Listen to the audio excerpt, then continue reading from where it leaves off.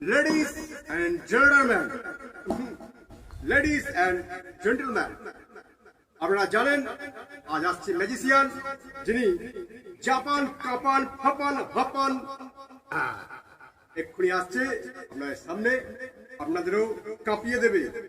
আসছে সেই ম্যাজিশিয়ান চিঙ্কু রিন্টু ফুসুমাসা।